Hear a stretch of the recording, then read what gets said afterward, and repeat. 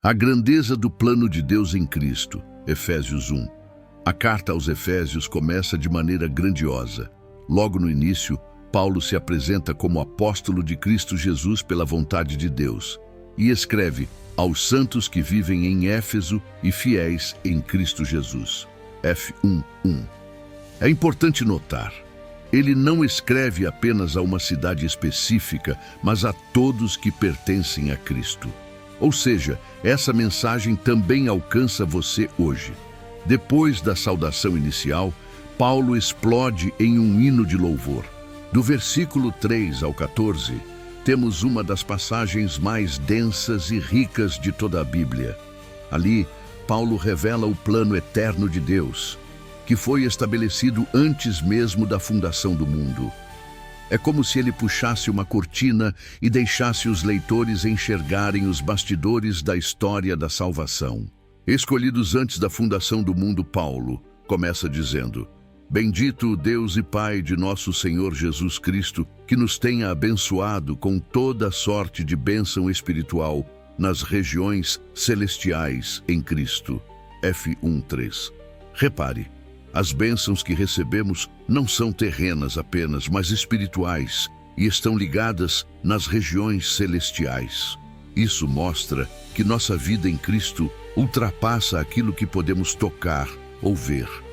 Em seguida, ele afirma: assim como nos escolheu nele antes da fundação do mundo para sermos santos e irrepreensíveis perante ele. F1:4. Isso significa que a salvação não é um plano improvisado, criado depois da queda do homem.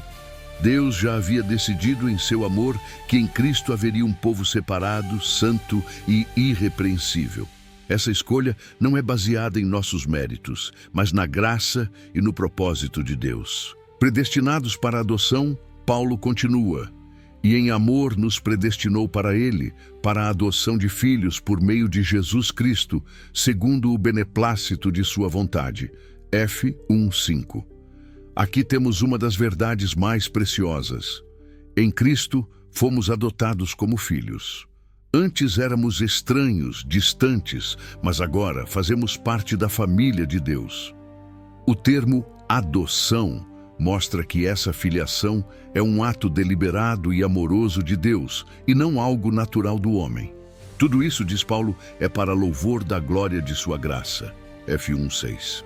Ou seja, o objetivo da salvação é revelar a glória de Deus para que Ele seja adorado e reconhecido em toda a sua majestade. Redenção pelo sangue. Paulo então aprofunda: no qual temos a redenção pelo seu sangue, a remissão dos pecados, segundo a riqueza da sua graça. F1:7. Aqui está o centro do Evangelho. Essa adoção não foi barata.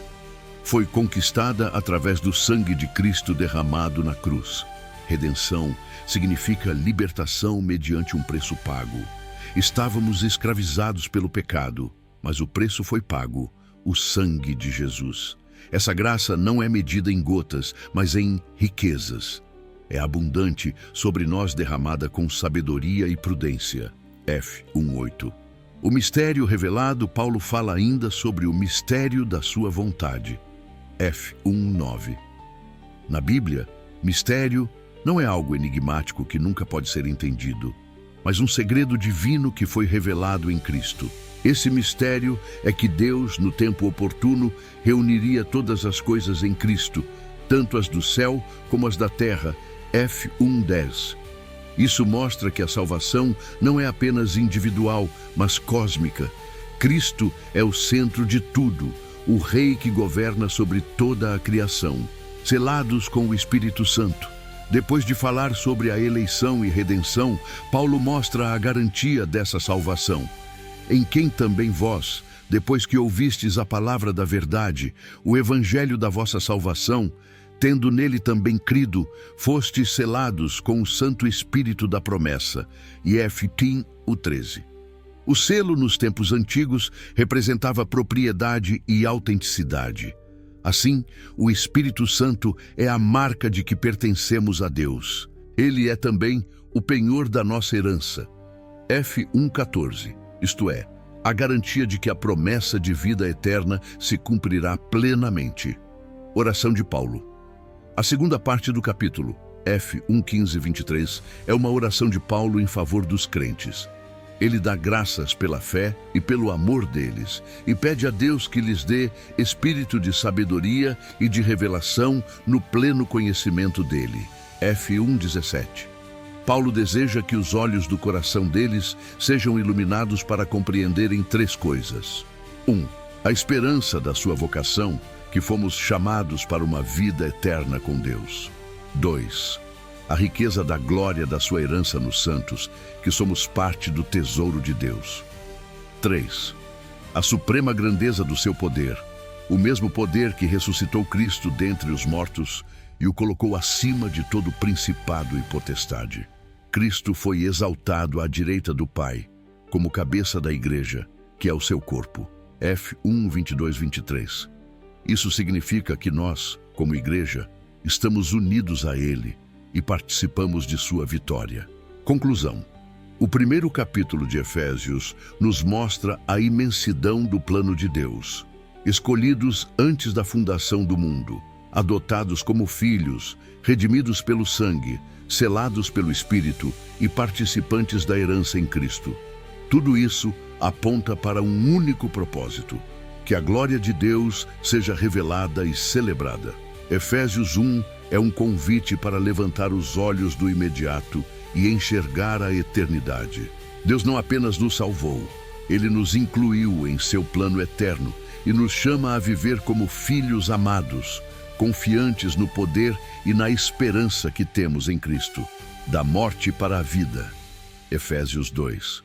Se o capítulo 1 de Efésios nos mostrou a grandiosidade do plano eterno de Deus em Cristo, o capítulo 2 nos leva a olhar para nós mesmos, nossa antiga condição e a maravilhosa transformação que a graça de Deus realizou. Aqui, Paulo contrasta de forma poderosa o antes e o depois da vida em Cristo. Mortos em delitos e pecados, Paulo começa dizendo: Ele vos deu vida, estando vós mortos nos vossos delitos e pecados. F 2:1. Essa é uma declaração radical. O ser humano sem Cristo não está apenas doente espiritualmente ou enfraquecido. Ele está morto em seus pecados. Um morto não pode se levantar sozinho, não pode responder, não pode se salvar. Assim é a nossa condição sem Deus, incapazes de nos reconciliar com Ele. Paulo descreve como vivíamos antes, nos quais andastes outrora, segundo o curso deste mundo, segundo o príncipe da potestade do ar, do espírito que agora atua nos filhos da desobediência. F 2:2. Isso mostra que havia três forças dominando nossa vida. 1. O mundo, com sua mentalidade contrária a Deus. 2. O diabo, chamado aqui de príncipe da potestade do ar. 3. A carne, nossos próprios desejos corrompidos. Ele continua: entre os quais todos nós andamos outrora, segundo as inclinações da nossa carne, fazendo a vontade da carne e dos pensamentos, e éramos por natureza filhos da ira, como também os demais. F 2:3. Paulo é claro, não há exceções. Todos nós, judeus ou gentios, éramos escravos do pecado e merecedores da justa ira de Deus. Mas Deus... Então vem a virada mais gloriosa do texto. Mas Deus, sendo rico em misericórdia, por causa do grande amor com que nos amou, e estando nós mortos em nossos delitos, nos deu vida juntamente com Cristo. Pela graça, sois salvos. F 2:4-5. Essas duas palavras, mas Deus, mudam tudo. Estávamos mortos, sem esperança, mas Deus interveio. Ele é rico em misericórdia, abundante em amor, e nos trouxe a vida com Cristo. Aqui está a essência do Evangelho. Não fomos nós que alcançamos a Deus, mas Ele que nos alcançou. Ressuscitados e assentados com Cristo, Paulo vai além.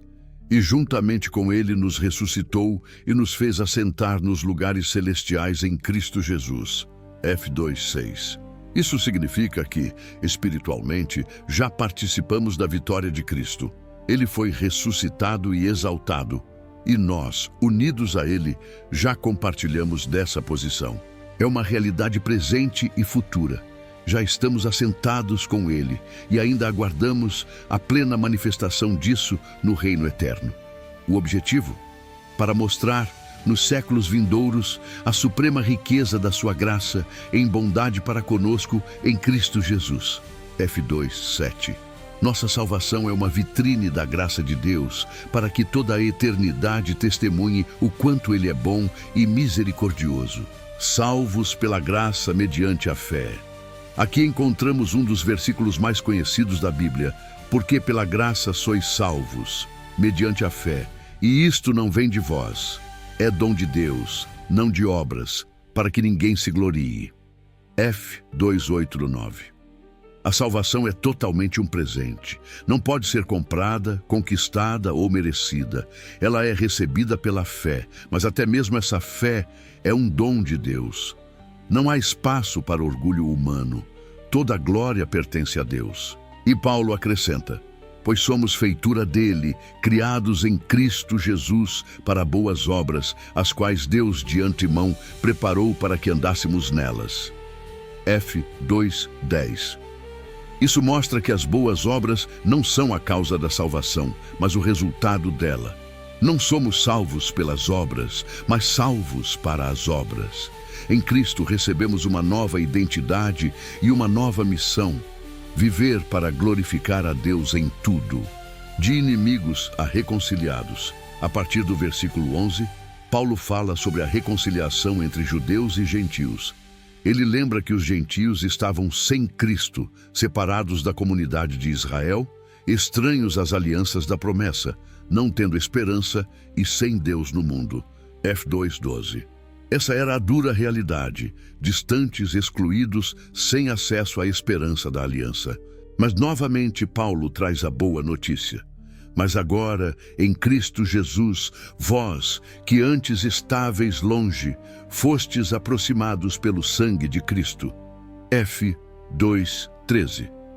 O sangue de Jesus não apenas nos reconciliou com Deus, mas também quebrou a barreira entre povos. Ele afirma: porque Ele é a nossa paz, o qual de ambos fez um, e tendo derribado a parede da separação que estava no meio, a inimizade, aboliu na sua carne a lei dos mandamentos na forma de ordenanças, para que dos dois criasse em si mesmo um novo homem fazendo a paz.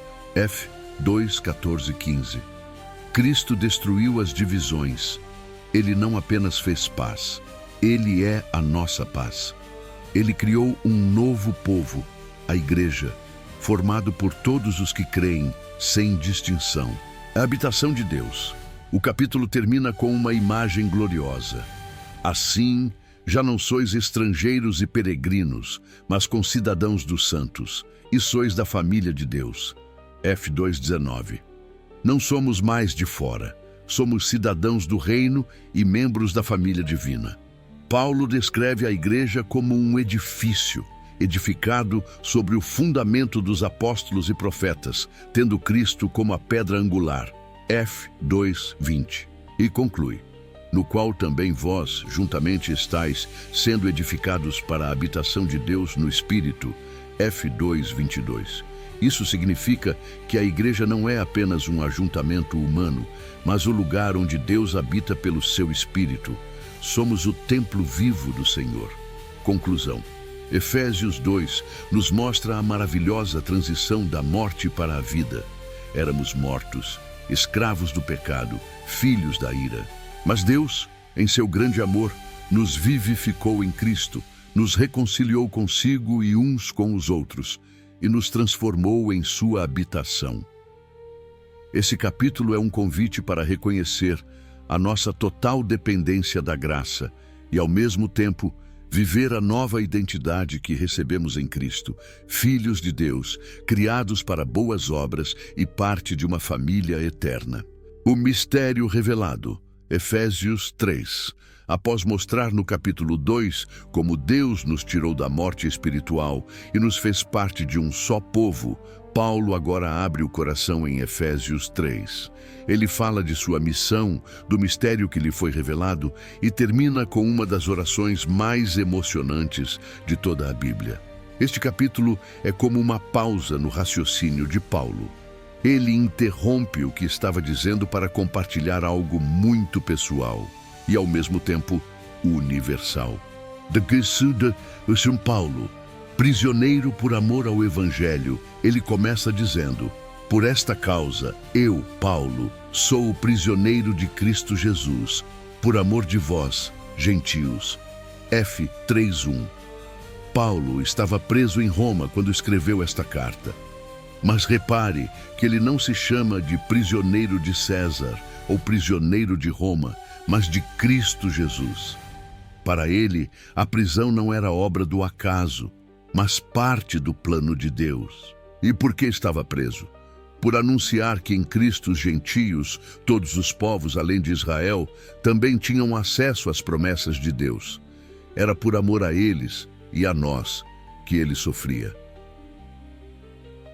O mistério da graça revelado Paulo explica: se é que tendes ouvido a respeito da dispensação da graça de Deus a mim, confiada para vós outros. F. 3:2. Deus havia confiado a Paulo uma tarefa específica: revelar o mistério de Cristo. Esse mistério não era algo novo para Deus, mas estava escondido em épocas passadas e agora foi revelado. Ele diz: foi-me dado conhecer este mistério pela revelação, o mistério de Cristo, o qual, em outras gerações, não foi dado a conhecer aos filhos dos homens, como agora foi revelado aos seus santos apóstolos e profetas, no Espírito. F. 3:5. E qual é esse mistério? Que os gentios são coherdeiros, membros do mesmo corpo e coparticipantes da promessa em Cristo Jesus por meio do Evangelho. F. 3:6. Essa é uma das declarações mais revolucionárias do Novo Testamento. Até então, os gentios estavam de fora das alianças de Israel. Mas em Cristo, todos os povos são feitos um só corpo, coherdeiros da herança e participantes das promessas. O ministério de Paulo se vê como servo dessa boa notícia, do qual fui constituído ministro, conforme o dom da graça de Deus a mim, concedida segundo a força operante do seu poder. F. 3:7. Ele reconhece que não foi por mérito próprio, mas pela graça. Chega a dizer: a mim, o menor de todos os santos, me foi dada esta graça de pregar aos gentios o evangelho das insondáveis riquezas de Cristo. F. 3:8. Paulo não se enxerga como um herói, mas como alguém pequeno que recebeu um privilégio enorme. Ele entende que sua missão é revelar as insondáveis riquezas de Cristo, riquezas que não têm fim, que nunca se esgotam, que vão muito além do que podemos imaginar. E qual o propósito desse ministério? Manifestar qual seja a dispensação do mistério, para que, pela Igreja, a multiforme sabedoria de Deus se torne conhecida agora dos principados e potestades nos lugares celestiais. F. 3:9-10. Isso é impressionante. A Igreja não é apenas testemunha diante dos homens, mas também diante dos poderes espirituais. Ela é o palco em que Deus mostra a sua sabedoria ao universo inteiro. A ousadia em Cristo, Paulo conclui essa parte dizendo: no qual temos ousadia e acesso com confiança mediante a fé nele. F. 3:12. Antes, apenas o sumo sacerdote podia entrar no Santo dos Santos uma vez por ano. Agora, em Cristo, todo crente tem acesso direto a Deus com ousadia e confiança. Por isso ele pede que os efésios não desanimem por causa das suas tribulações. Portanto, vos peço que não desfaleçais nas minhas tribulações por vós, pois nisso está a vossa glória. F. 3:13. A prisão de Paulo não era motivo de tristeza, mas parte da vitória do Evangelho. Ajeitazan, a oração pela plenitude espiritual. Na segunda metade do capítulo, Paulo se coloca de joelhos. Por esta causa, me ponho de joelhos diante do Pai. F 3,14. Ele ora a Deus, de quem toma o nome toda a família, tanto no céu como sobre a terra. F 3,15. Essa expressão mostra que toda a criação encontra sua origem e identidade em Deus. E o que Paulo pede? Para que, segundo a riqueza da sua glória, vos conceda que sejais fortalecidos com poder mediante o seu espírito no homem interior. F 3,16. Ele ora para que os crentes tenham força interior, não apenas para suportar dificuldades, mas para viver plenamente a nova vida em Cristo. Depois acrescenta, e assim habite Cristo no vosso coração, pela fé, estando vós arraigados e alicerçados em amor. F 3,17. A vida cristã é firmada em amor. Amor é a raiz que sustenta, o fundamento que dá estabilidade.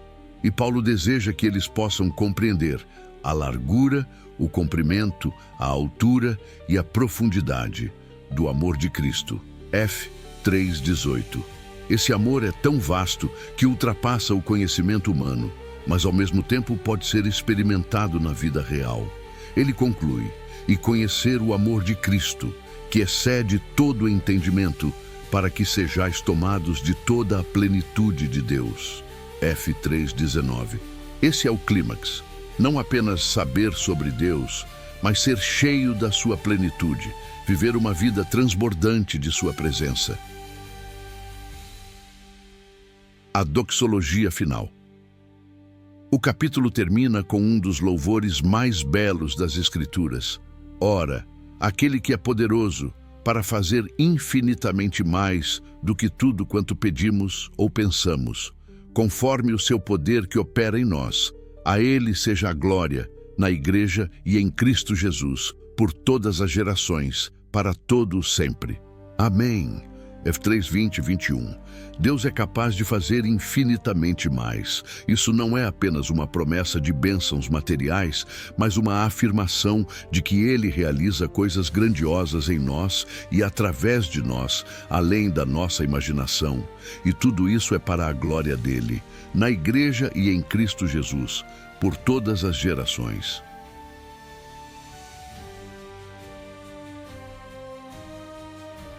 Conclusão. Efésios 3 é um convite para enxergar a profundidade do Evangelho. O mistério escondido por séculos foi revelado. Em Cristo, todos os povos são chamados a participar da mesma promessa.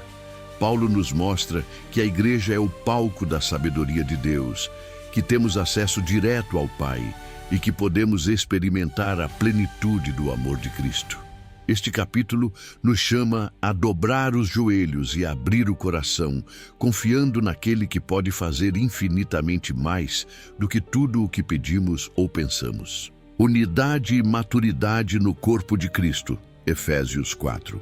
Depois de 3 capítulos cheios de doutrina e revelações sobre o plano eterno de Deus, Paulo faz uma transição. Em Efésios 4, ele começa a aplicar tudo o que ensinou. É como se dissesse, agora que vocês conhecem quem são em Cristo, vivam de acordo com essa identidade. Esse capítulo é prático. Ele nos mostra como a Igreja deve viver, unida, madura e santa. Ambeis as semeques de todos, saticos, asbete andar de modo digno, Paulo inicia assim, rogo-vos, pois eu, o prisioneiro no Senhor, que andeis de modo digno da vocação a que fostes chamados. F 4:1. O andar na Bíblia representa o modo de viver, e o chamado é claro, viver de forma digna da vocação recebida em Cristo. Não se trata de merecer a salvação, mas de viver de acordo com ela. E como se anda de modo digno? Com toda a humildade e mansidão, com longanimidade, suportando-vos uns aos outros em amor. F 4:2. A vida cristã não é marcada por arrogância ou competição, mas por humildade, paciência e amor que suporta as falhas do próximo. Paulo acrescenta: esforçando-vos diligentemente por preservar a unidade do Espírito no vínculo da paz. F 4:3. A unidade não é algo que criamos, mas algo que já existe no Espírito. Nossa responsabilidade é preservá-la com zelo. Assim, um só corpo, um só Espírito. Para reforçar essa unidade, Paulo apresenta uma lista poderosa. Há somente um corpo e um Espírito, como também fostes chamados numa só esperança da vossa vocação. Há um só Senhor, uma só fé, um só batismo, um só Deus e Pai de todos, o qual é sobre todos, age por meio de todos e está em todos. F 4:4-6. Aqui vemos o fundamento da unidade cristã. Não se trata de uniformidade forçada, mas de reconhecer que todos estamos ligados a um só Deus, um só Senhor e um só Espírito. Diversidade de dons, um só propósito. Embora haja unidade, Paulo lembra que Cristo concedeu dons diferentes a cada um. A graça foi concedida a cada um de nós, segundo a medida do dom de Cristo. F 4:7. Ele cita o Salmo 68, mostrando que Cristo, após vencer a morte e ascender aos céus, derramou dons sobre sua igreja. F 4:8-10. Quais são esses dons?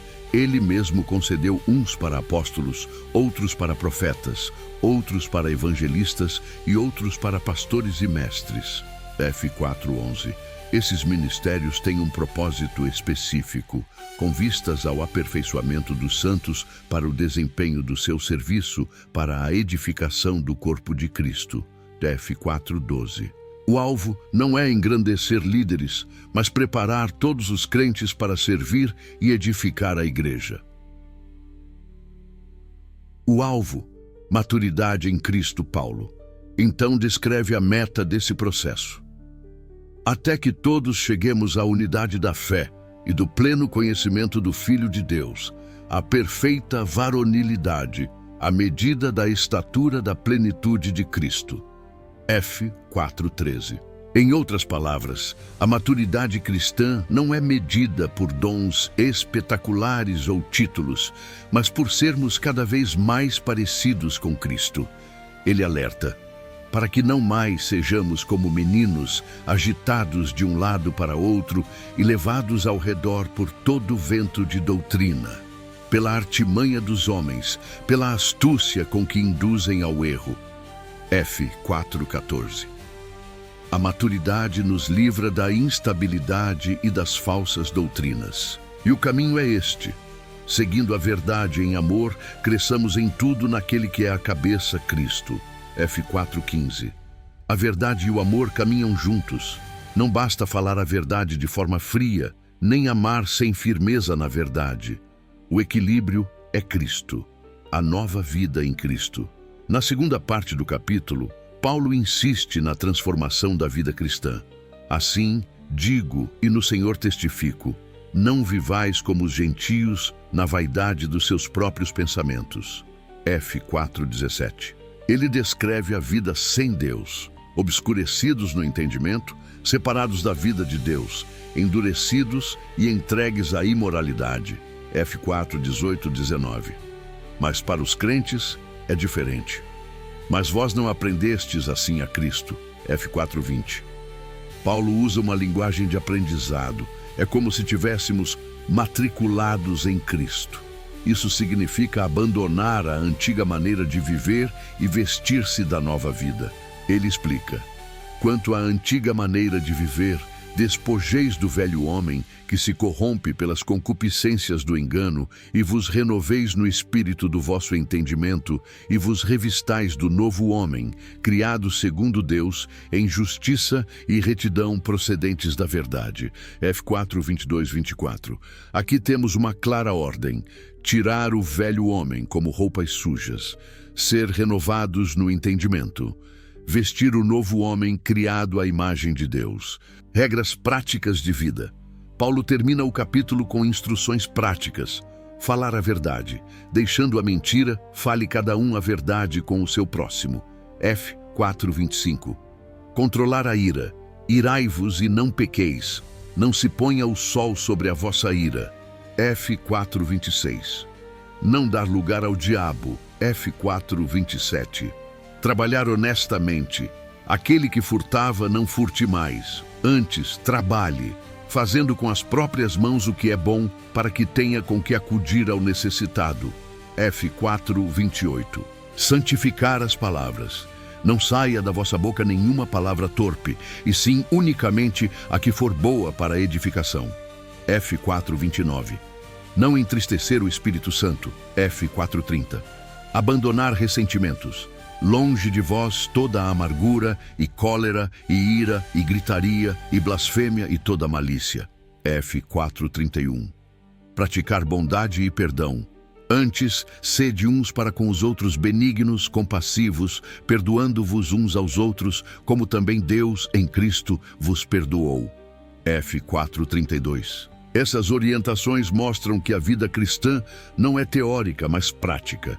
É no falar, no agir, no tratar os outros que se revela a nova vida. Efésios 4 nos ensina que a salvação não é apenas uma experiência interior, mas uma nova forma de viver em comunidade. Fomos chamados para andar em humildade, preservar a unidade do espírito, crescer em maturidade e abandonar o velho homem. O alvo é sermos semelhantes a Cristo, vivendo em verdade, amor, justiça e perdão. Este capítulo nos desafia a não apenas crer no Evangelho, mas a encarnar o Evangelho em cada palavra, atitude e relacionamento. Vivendo como filhos da luz. Efésios 5. Depois de ensinar sobre a unidade e a maturidade no corpo de Cristo, Paulo continua mostrando como deve ser o estilo de vida do cristão. Efésios 5 é um chamado para andar em amor, viver na luz e refletir a santidade de Deus em todas as áreas da vida. Imitadores de Deus. O capítulo começa com uma afirmação ousada. Portanto, sede imitadores de Deus, como filhos amados. F. 5:1. A base de toda a vida cristã está aqui. Somos filhos amados. Não tentamos imitar a Deus para sermos aceitos, mas porque já fomos aceitos em Cristo. A identidade vem antes da prática. E como se imita a Deus? E andai em amor, como também Cristo nos amou e se entregou a si mesmo por nós, como oferta e sacrifício a Deus em aroma suave. F. 5:2. O padrão do nosso amor é Cristo. Ele não apenas falou sobre amor, mas se entregou. Esse amor é sacrificial, não egoísta, e é o caminho que Deus espera de seus filhos. Rejeitando as obras das trevas. Se o amor deve marcar nossa vida, algumas coisas não podem fazer parte dela, mas a impudicícia e toda sorte de impureza ou cobiça nem sequer se nomeiem entre vós, como convém a santos. F. 5:3. Paulo é direto. Pecados como imoralidade sexual, ganância e impureza não devem sequer ser mencionados entre o povo de Deus. Ele continua. Nem conversação torpe, nem palavras vãs ou chocarrices, coisas essas inconvenientes. Antes, porém, ações de graças. F. 5:4. A boca do cristão não deve ser fonte de vulgaridade, mas de gratidão. E ele alerta. Sabei, pois, isto. Nenhum incontinente, ou impuro, ou avarento, que é idólatra, tem herança no reino de Cristo e de Deus. F. 5:5. A cobiça é chamada de idolatria, porque coloca o desejo no lugar de Deus. Paulo adverte contra enganos. Ninguém vos engane com palavras vãs, porque por essas coisas vem a ira de Deus sobre os filhos da desobediência. F. 5:6. Portanto, os cristãos não devem participar dessas práticas. F. 5:7. E andando como filhos da luz. O contraste vem agora.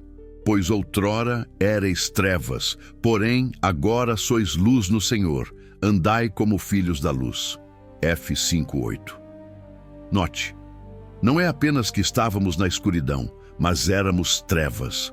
Em Cristo, não apenas estamos na luz, mas nos tornamos luz no Senhor. Paulo explica o fruto da luz, porque o fruto da luz consiste em toda bondade e justiça e verdade. F 5:9. Ser filho da luz é viver na prática da bondade, na justiça diante de Deus e na verdade em todas as coisas. Ele exorta: e não sejais cúmplices nas obras infrutíferas das trevas, antes, porém, reprovai-as. F 5:11. O cristão não deve apenas evitar o mal, mas também denunciá-lo. A luz revela aquilo que estava escondido, e Paulo cita um hino ou cântico da igreja primitiva: desperta, ó tu que dormes, levanta-te de entre os mortos e Cristo te iluminará. F 5:14. É um chamado à vigilância espiritual. E vivendo em sabedoria, diante da realidade do mundo, Paulo aconselha: portanto, vede prudentemente como andais, não como nécios, e sim como sábios, remindo o tempo, porque os dias são maus. F 5:15-16. A sabedoria se manifesta em usar bem o tempo, aproveitando cada oportunidade para viver segundo a vontade de Deus. Ele reforça: por esta razão, não vos torneis insensatos, mas procurai compreender qual a vontade do Senhor. F 5:17. E dá um contraste marcante: e não vos embriagueis com vinho, no qual há dissolução, mas enchei-vos do Espírito. F 5:18. A embriaguez leva à desordem e à perda do controle. Já ser cheio do Espírito traz alegria, comunhão e direção. O resultado disso aparece: falando entre vós com salmos, entoando e louvando de coração ao Senhor, com hinos e cânticos espirituais, dando sempre graças por tudo a nosso Deus e Pai, em nome de nosso Senhor Jesus Cristo, sujeitando-vos uns aos outros no temor de Cristo. F 5:19-21. A vida cheia do Espírito é marcada por louvor, gratidão e submissão mútua. O modelo no lar cristão. Na parte final do capítulo, Paulo aplica esses princípios à família. Ele fala sobre o relacionamento entre marido e mulher. Mulheres, sede submissas ao vosso próprio marido, como ao Senhor. F 5:22. Essa submissão não é servidão, mas reconhecimento da liderança estabelecida por Deus, assim como a igreja se submete a Cristo. Mas o padrão para o marido é ainda mais radical. Maridos, amai vossa mulher, como também Cristo amou a igreja e a si mesmo se entregou por ela. F 5:25. O marido é chamado a amar de forma sacrificial, disposto a dar a vida por sua esposa. Esse amor tem o propósito de santificação, para que a santificasse, tendo-a purificado por meio da lavagem de água pela palavra. F 5:26. O alvo é apresentar a esposa como Cristo apresentará a igreja, gloriosa, sem mancha nem ruga. F 5:27. Paulo resume: assim também os maridos devem amar a sua mulher como ao próprio corpo. Quem ama a esposa, a si mesmo se ama. F 5:28. Ele cita Gênesis 2:24. Por isso, deixará o homem a seu pai e mãe, e se unirá à sua mulher, e se tornarão os dois uma só carne. F 5:31. E conclui: grande é este mistério, mas eu me refiro a Cristo e à igreja. F 5:32. O casamento, portanto, é um reflexo do relacionamento entre Cristo e a igreja. Já que sinto conclusão. Efésios 5 nos chama a viver como filhos da luz, imitando a Deus, andando em amor, rejeitando as trevas, buscando a sabedoria, sendo cheios do Espírito e refletindo Cristo no lar. Esse capítulo mostra que a fé não é abstrata. Ela se manifesta no falar, no agir, nas escolhas diárias e até no relacionamento conjugal. Como filhos amados, somos chamados a ser espelhos da luz de Cristo neste mundo escuro. A batalha espiritual e a armadura de Deus. Efésios 6. O capítulo final de Efésios é como a conclusão de uma grande sinfonia. Depois de revelar o plano eterno de Deus, capítulos 1, 3, e mostrar como viver de forma prática, capítulos 4, 5, Paulo encerra lembrando que a vida cristã acontece em um campo de batalha. Honra e obediência na família. Paulo começa falando com os filhos. Filhos, obedecei a vossos pais no Senhor, pois isto é justo. Honra a teu pai e a tua mãe, que é o primeiro mandamento com promessa, para que te vá bem e sejas de longa vida sobre a terra. F. 6, 1, 3. A obediência dos filhos não é apenas uma questão de disciplina familiar, mas de obediência no Senhor. Isso significa que respeitar os pais faz parte do compromisso com Deus. E Ele não deixa de falar com os pais. E vós, pais, não provoqueis vossos filhos à ira, mas criai-os na disciplina e na admoestação do Senhor. F. 6:4. Ou seja, os pais não devem usar a autoridade de forma abusiva, mas guiá-los com firmeza e amor, ensinando a viver segundo a palavra. O testemunho no trabalho. Em seguida, Paulo trata da relação entre servos e senhores, que no contexto do Império Romano envolvia escravos e seus donos. Aos servos, obedecei a vossos senhores segundo a carne, com temor e tremor, na sinceridade do vosso coração, como a Cristo. F. 6:5. Eles deveriam trabalhar não apenas para agradar aos homens, mas como quem serve a Cristo, servindo de boa vontade como ao Senhor e não como a homens, certos de que cada um, se fizer alguma coisa boa, receberá isso outra vez do Senhor, quer seja servo, quer livre. F. 6, 7, 8. Paulo mostra que o verdadeiro Senhor é Cristo, e é a Ele que prestamos contas. E aos senhores ele diz: e vós, senhores, de igual modo, procedei para com eles, deixando as ameaças, sabendo que o Senhor deles e o vosso está nos céus. E para com ele não há acepção de pessoas. F. 6, 9. Assim, até em relações de poder, a fé em Cristo deve transformar atitudes.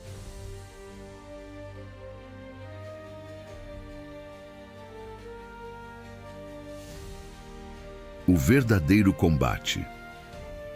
Depois dessas instruções práticas, Paulo muda o tom e nos lembra de algo essencial. A vida cristã é uma guerra espiritual. Quanto ao mais, sede fortalecidos no Senhor e na força do seu poder. F. 6, 10. Nossa força não vem de nós, mas do Senhor. Ele ordena: revesti-vos de toda a armadura de Deus, para poderdes ficar firmes contra as ciladas do diabo. F. 6, 11. Aqui está a realidade. O inimigo é real e suas artimanhas são sutis. Não lutamos contra pessoas, mas contra forças espirituais e a carne, e sim contra os principados e potestades, contra os dominadores deste mundo tenebroso, contra as forças espirituais do mal nas regiões celestiais. F. 6, 12. Portanto, precisamos estar preparados espiritualmente.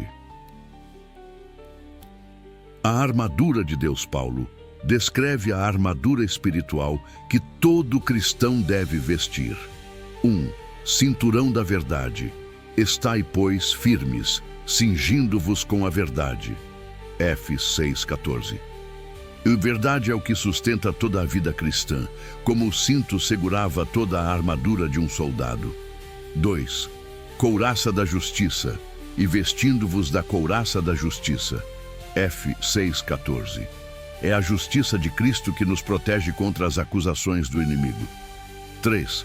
Sandálias do Evangelho da Paz. Calçai os pés com a preparação do Evangelho da Paz. F. 6, 15. Assim como os soldados precisavam de calçados firmes, o cristão precisa estar pronto para anunciar o Evangelho. 4. Escudo da fé. Embraçando sempre o escudo da fé, com o qual podereis apagar todos os dardos inflamados do maligno. F. 6, 16. A fé é a defesa contra as dúvidas, mentiras e tentações lançadas pelo inimigo. 5. Capacete da salvação. Tomai também o capacete da salvação. F. 6, 17. A salvação protege nossa mente, dando segurança contra enganos. 6. Espada do Espírito. E a espada do Espírito, que é a palavra de Deus. F6:17. É a única arma de ataque. A palavra é viva e eficaz contra o inimigo. Além dessas peças, Paulo acrescenta um elemento vital, a oração. Com toda oração e súplica, orando em todo o tempo no Espírito, e para isto, vigiando com toda perseverança e súplica por todos os santos. F6:18. A oração é o fôlego da batalha. Sem ela, a armadura perde sua eficácia. O pedido de oração de Paulo, mesmo sendo apóstolo, Paulo reconhece sua necessidade de oração.